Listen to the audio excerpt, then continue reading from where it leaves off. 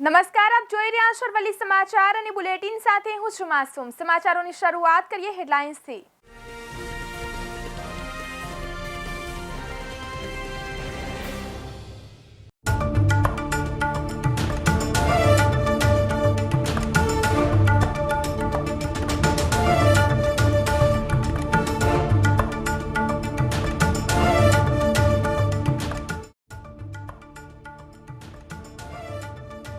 MS university में नवी education policy माळखुं जाहिर। विद्यार्थीओ 14 फेकल्टीओमांथी 100 आंतरशाखाकीय विषय भणी शकशे।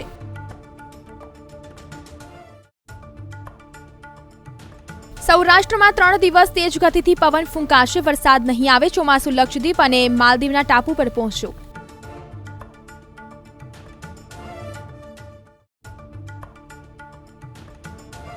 સૌરાષ્ટ્ર યુનિવર્સિટીના 29 ભવનમાં પ્રવેશ ફોર્મ ભરવાનો આજ છેલ્લો દિવસ। 13 ફેકલ્ટીમાં 40થી વધુ પીજી કોર્સમાં વિદ્યાર્થીઓ ફોર્મ ભરી શકે છે।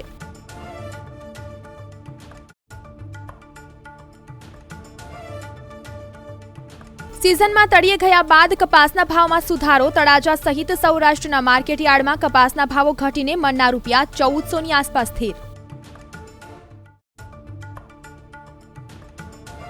गुजरात विधानसभा हवे पेपरलेस बनशे। आगामी सत्र में दरेक एमएलए पाटली पर टेब्लेट लागेलू हशे।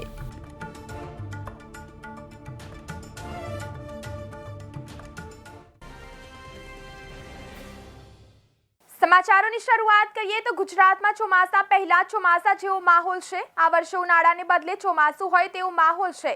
वारे घड़ीए सतत वरसाद मावठा स्वरूपे वरसी रह्यो छे तो भावनगर में जेठ में अषाढ़ी माहौल सर्जायो होय तेम वीजळीना कड़ाका भड़ाका और तोफानी पवन साथे 2 कलाकनी अंदर 2.5 इंच धोधमार वरसाद वरसी जता ठेक ठेकाणे पाणी भराया हता।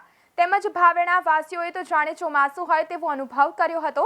શહેરનો એક પણ એવો નીચાણવાળો વિસ્તાર બાકાત નહોતો જે પાણી ભરાયું ન હોય તો ભાવનગરના કેટલાક વિસ્તારોમાં વરસાદની સાથે કરા પણ વરસ્યા હતા। સમગ્ર વર્ષ દરમિયાન અનેક વ્રત તહેવારો આવતા હોય છે જેમાં વટ સાવિત્રી વ્રતનો સવિશેષ મહિમા છે। સ્ત્રીઓ તેમના પતિના દીર્ઘાયુષ્ય માટે આ વ્રત રાખતી હોય છે। અરવલ્લી જિલ્લામાં વડ સાવિત્રી વ્રતની ઉજવણી કરવામાં આવી રહી છે તો શિવાલયોમાં મોટી સંખ્યામાં મહિલાઓ વ્રતની ઉજવણી માટે જોવા મળી હતી। શિવાલયોમાં આવેલા વડ વૃક્ષની પૂજા કરતી વ્રતની ઉજવણી કરવામાં આવી હતી। તેમજ પૂજા કરી મહિલાઓએ પતિના દીર્ઘાયુષ્યની કામના સાથે મહાદેવને પ્રાર્થના કરી હતી। બીજી તરફ નજર કરીએ તો ગુજરાતના એકમાત્ર હિલ સ્ટેશન સાપુતારા લેકમાં બોટિંગ માટેનો કોન્ટ્રાક્ટનો વિવાદ હાઈકોર્ટમાં ચાલી રહ્યો છે। સરકારી કોન્ટ્રાક્ટ મેળવવા જીઈએમ પોર્ટલ પર ટેન્ડર બહાર પડે છે અને રસ ધરાવતા અરજદારોએ ભરવાનું રહે છે। સાપુતારા લેકમાં બોટિંગ માટે ટેન્ડર પોતે મેળવ્યા બાદ પણ તે જ કોન્ટ્રાક્ટ માટે ઓથોરિટી ફરી ટેન્ડર બહાર પાડી રહી હોવાની ફરિયાદ અરજદારે હાઈકોર્ટમાં કરી છે। અરજદારના વકીલે હાઈકોર્ટમાં જજ એસવી પિન્ટોની કોર્ટમાં જણાવ્યું હતું કે સાપુતારા લેકમાં બોટિંગ ફેસિલિટીનો કોન્ટ્રાક્ટ આપવા લોકલ ઓથોરિટીએ જીએમ પોર્ટલ પર ટેન્ડર બહાર પાડ્યું હતું જેની ઓપનિંગ પ્રાઇસ 1.70 કરોડ હતી અને અરજદારે આ ટેન્ડર 3.17 કરોડની બીડ કરીને મેળવ્યું હતું। બાયડમાં શરૂ કરાયેલ ખરીદ કેન્દ્ર પર 10 દિવસમાં 9000થી વધુ બોરીઓની આવક થવા પામી છે।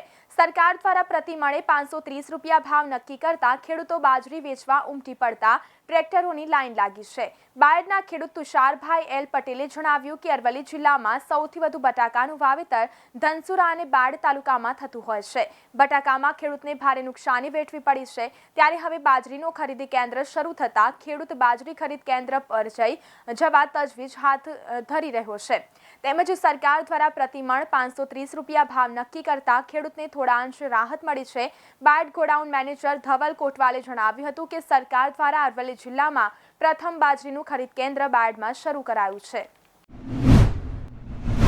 બીજી તરફ વાત કરીએ તો વલ્લભ વિદ્યાનગર સ્થિત સરદાર પટેલ યુનિવર્સિટી છેલ્લા કેટલાક સમયથી વિવાદોને કારણે ચર્ચામાં રહી છે જેમાં વધુ એક બેદરકારી સામે આવી છે।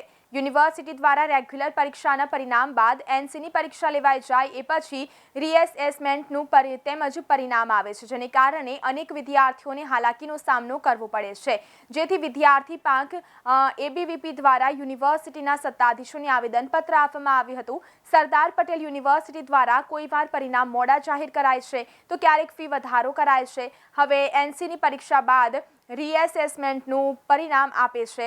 યુનિવર્સિટીની રેગ્યુલર પરીક્ષાના પરિણામ બાદ વિદ્યાર્થીઓ રીએસેસમેન્ટનું કરાવતા હોય છે. તેવામાં ઘણી વખત એવું બને છે કે એનસીની પરીક્ષા લેવાઈ જાય ત્યારબાદ રીએસેસમેન્ટનું પરિણામ આવે છે અને તેમાં વિદ્યાર્થી પાસ થઈ જાય છે તો વિદ્યાર્થીઓને એનસીની પરીક્ષાના ફોર્મના પૈસા વેડફાઈ જાય છે.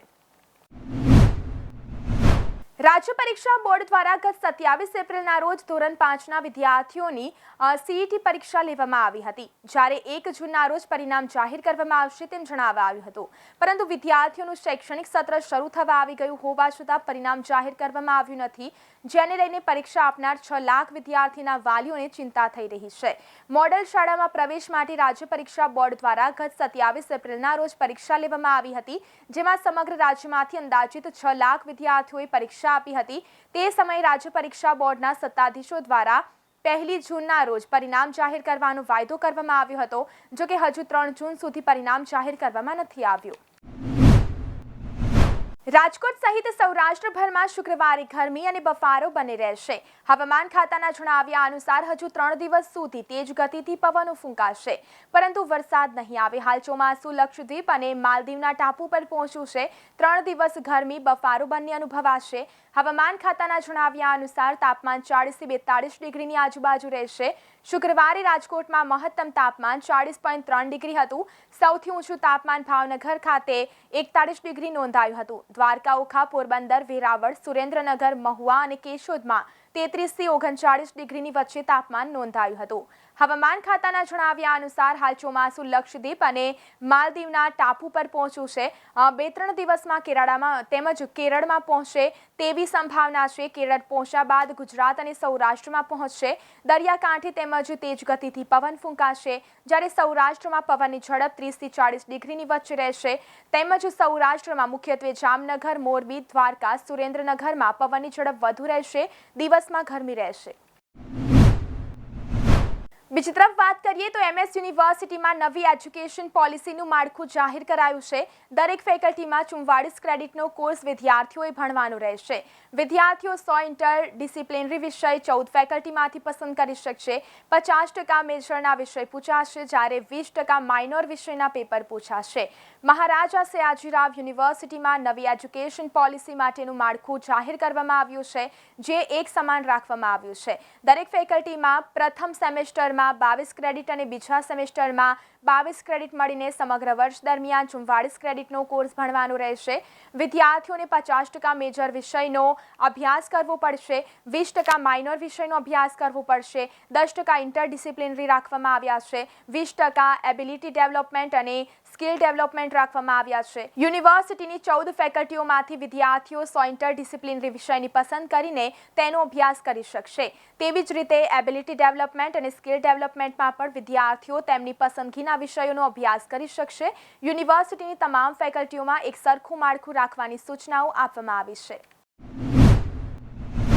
બીજી તરફ વાત કરીએ તો અરબી સમુદ્રમાં સાયક્લોનિક સિસ્ટમ સક્રિય થઈ રહી છે, જેને લઈ ભારતીય મોસમ વિભાગ એલર્ટ થયો છે. 8 જૂન પછી આ વાવાઝોડું સક્રિય થશે. હાલના ફોરકાસ્ટ અનુસાર વાવાઝોડું 8 થી 10 જૂન વચ્ચે મહારાષ્ટ્ર અને દક્ષિણ ગુજરાતના દરિયા કિનારાના વિસ્તારોમાં ત્રાટકવાની સંભાવના છે. શહેરમાં દરિયાઈ પવનો સક્રિય થતાં ગરમીથી આંશિક રાહત મળી છે. 12 કિલોમીટરની ઝડપે પવનો ફૂંકાતા એક જ દિવસમાં ગરમીનો પારો 4.4 ડિગ્રી ગગડી ગયો છે. શુક્રવારે દિવસભર વાદળછાયું વાતાવરણ સર્જાયું હતું. આગામી 2 દિવસ વાતાવરણ વાદળછાયું રહેશે અને ઝાપટા પડવાની આગાહી કરવામાં આવી છે. હવામાન વિભાગના જણાવ્યા અનુસાર શુક્રવારે સુરત શહેરનું મહત્તમ તાપમાન 34.6 ડિગ્રી અને લઘુત્તમ તાપમાન 28.4 ડિગ્રી નોંધાયું હતું. તેમજ મહત્તમ તાપમાનમાં 4.4 ડિગ્રીનો ઘટાડો અને લઘુત્તમ તાપમાનમાં 0.4 ડિગ્રીનો વધારો થયો છે. વાતાવરણમાં સવારે ભેજનું પ્રમાણ 69% અને સાંજે 68% નોંધાયું હતું. સાઉથ વેસ્ટ દિશાથી 12 કિલોમીટરની ઝડપે પવનો ફૂંકાયા હતા. ધોરણ 10ની બોર્ડની પરીક્ષાના પરિણામમાં 1 કે 2 વિષયમાં નાપાસ તથા ગેરહાજર વિદ્યાર્થીઓ માટે પૂરક પરીક્ષાનું આયોજન કરાયું છે. તે માટે 1 જૂનથી ફોર્મ ભરવાની પ્રક્રિયાનો પ્રારંભ થઈ ગયો છે. વિદ્યાર્થીઓ 8 જૂન સાંજે 5 સુધીમાં ઓનલાઈન અરજી કરી શકશે. પૂરક પરીક્ષા ઓનલાઈન અરજી કરી શકશે. અરજી કરવાની તથા ફી ભરવાની પ્રક્રિયા સ્કૂલ દ્વારા ફક્ત ઓનલાઈન માધ્યમથી જ કરવાની રહેશે.